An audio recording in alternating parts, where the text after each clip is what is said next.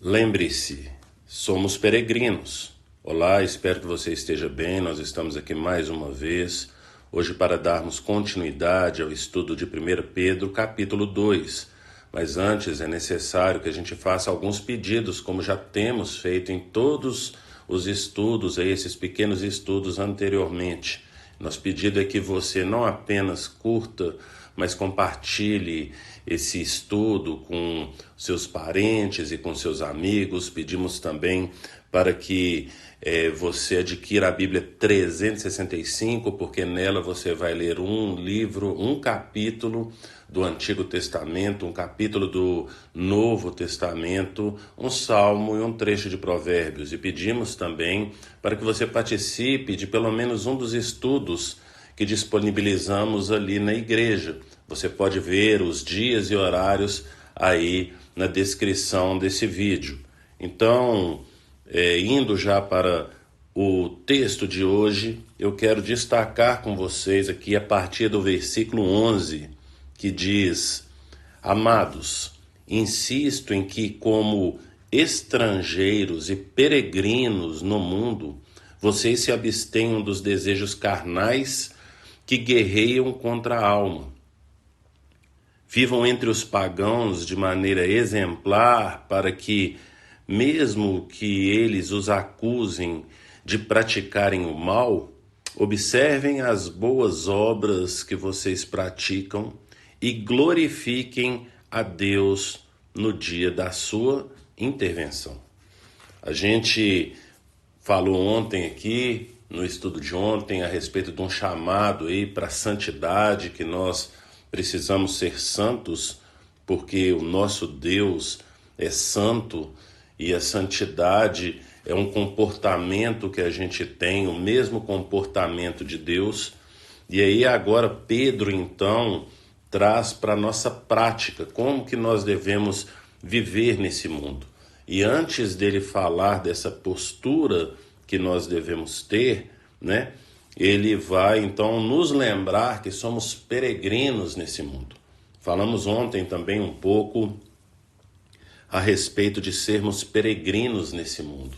Nós estamos aqui de passagem, aqui não é a nossa habitação final, então nós estamos aqui tomando posse da vida eterna, e a vida eterna é conhecer o Senhor. Então nós vamos caminhando então em direção à nossa morada eterna. E Pedro então, ele nos lembra que somos peregrinos nesse mundo.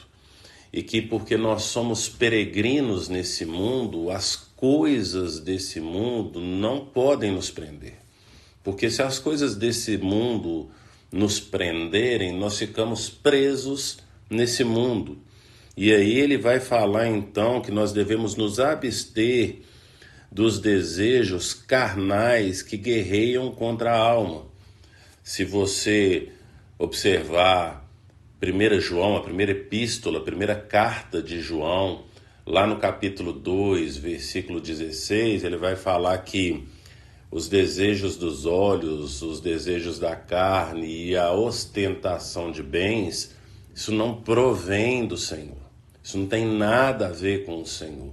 São coisas, então, desse mundo. E se você puder ler do versículo 15, porque eu destaquei aqui o versículo 16, mas se você puder ler do versículo 15 até o 17, você vai perceber que ele fala ali, então, que essas coisas todas vão passar. Então, se tudo isso vai passar, se isso é passageiro, Pedro, então, nos incita a não nos prendermos a essas coisas, não nos deixarmos prender por essas coisas, porque somos peregrinos. E ele traz aqui um motivo pelo qual nós devemos também viver uma vida de exemplo, que é isso que ele vai falar aqui no versículo 12. Vivam entre os pagãos de maneira exemplar. E tem um motivo para vivermos dessa forma, que diz que motivo pelo qual, para que, mesmo que eles os acusem de praticarem o mal, observem as boas obras que vocês praticam. Então a primeira coisa é, se eles falarem que fazemos o mal, através das nossas atitudes, ficam provadas e demonstradas que as acusações não são verdadeiras. Esse é um primeiro motivo. Mas um segundo motivo fala aqui que é para que eles também glorifiquem a Deus no dia de sua intervenção, quando o Senhor intervir na vida deles, que eles olhem para essas coisas e glorifiquem a Deus. Jesus nos ensina uma forma de vivermos nesse mundo. Então ele fala assim: se o seu inimigo tiver fome, dá de comer; se o seu inimigo tiver sede, dê de beber. Então, são as atitudes que nós temos que ter com aquelas pessoas que pensam e agem de forma contrária ao nosso padrão.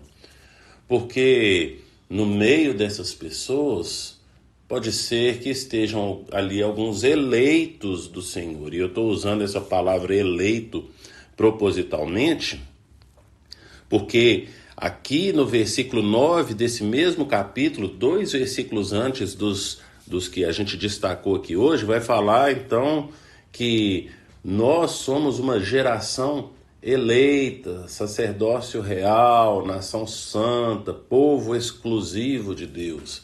Então esses eleitos do Senhor podem hoje ainda serem inimigos de Deus, mas através da nossa forma de pensar e agir, e naquilo que a gente fala, demonstrando através da nossa fala, a nossa atitude, isso pode vir a ser um instrumento nas mãos do Senhor, para que essa pessoa tenha um encontro verdadeiro e genuíno com o nosso Deus, e aí sim se converta. Então, Paulo fala alguma coisa parecida lá em Colossenses capítulo 3, versículo 23, que fala que tudo que nós fizermos, nós devemos fazer como se nós estivéssemos fazendo para Deus, porque é dele que vem a recompensa.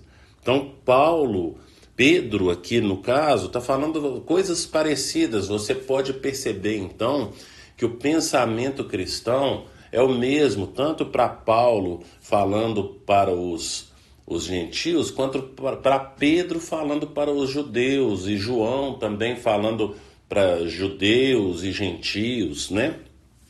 Então, quando a gente pega a Bíblia, estudamos aqui Tiago também, a gente percebe que a fala, o propósito, o objetivo entre todos eles é o mesmo, e que não há divergência de pensamento, como alguns pensam por causa da forma como o texto é exposto.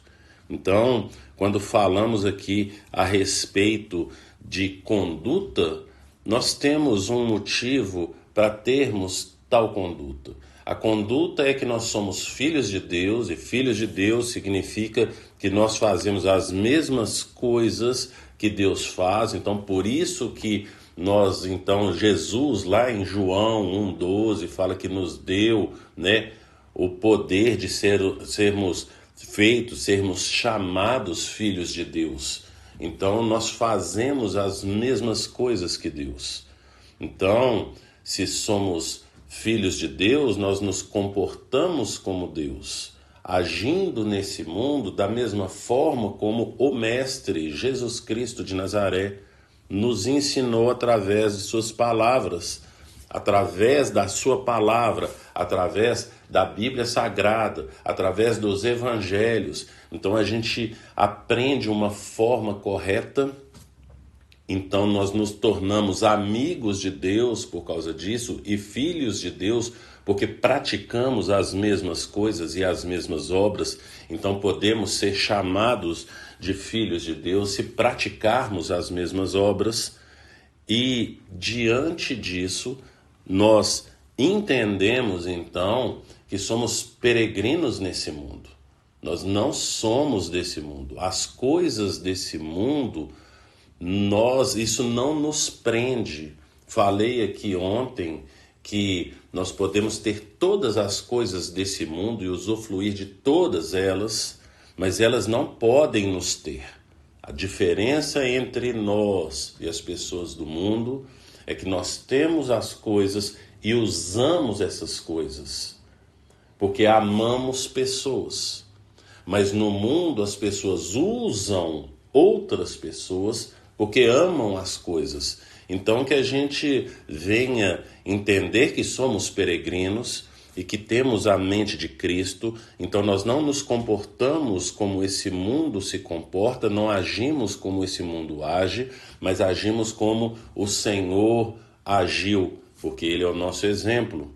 Então nós devemos tomar a nossa cruz e segui-lo. E segui-lo é termos a mesma conduta que Ele. Se você tem tido dificuldade com isso, ore e peça ao Senhor, porque lá em João 15,5, no finalzinho do versículo 5, Jesus fala: sem mim nada podeis fazer. Que o Senhor te abençoe.